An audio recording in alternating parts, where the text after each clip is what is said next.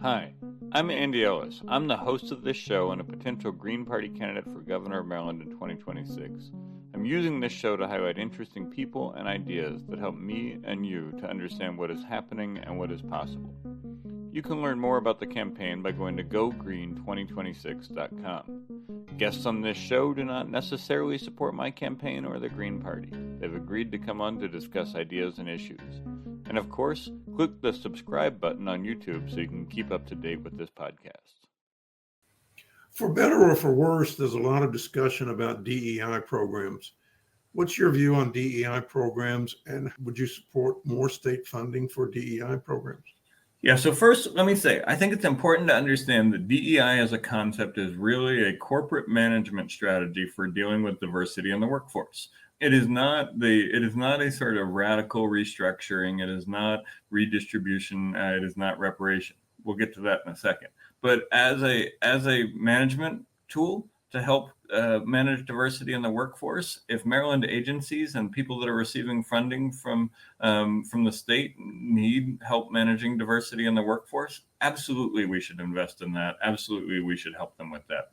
Now, I think the underlying this controversy is a concern about justice and history. And Maryland, like any other state, has a history of white supremacy, xenophobia, austerity politics, anti-labor politics, homophobia, transphobia, indigenous land theft. There's a lot of things that have happened in history. And a lot of these things are not just about how people feel or how they perceive world, but they're policy that structures outcomes that happened in the past and continue to structure outcomes that happen till today.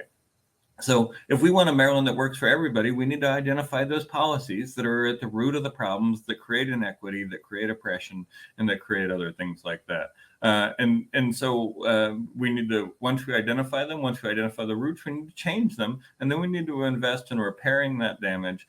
And we need to understand that this is what justice and history look like. We have to repair the damages of the past. We have to name the damages of the past, and we have to be willing to do it. Now, repair and reparation can take multiple forms. That can include direct payments from the state and private institutions that have directly benefited from oppression. That can look like investment in community organizations indigenous to the communities that are in need of that repair. But we must repair the damage done by policy of the past and of the present. And if we don't do that, then we're not going to have a Maryland that can work for everybody, and we're not going to have a Maryland where any form of justice is possible. Now, politically, what's interesting about this is what I just said is what conservatives think Democrats want to do. But Democrats really are just about managing diversity in the workforce. And so, and they oftentimes will say that they're not about the repair. They're not about the reparation. They're not about the reallocation. And they use that to avoid the debate. Well, one thing I will promise is we will not avoid this debate. We will have this debate with conservatives. We will have this debate with moderates. We will have this debate with liberals. We'll have this debate with anybody, because we believe that if we want a Maryland that works for everybody, we have to repair the harms of the past and reinvest in the communities that have been damaged.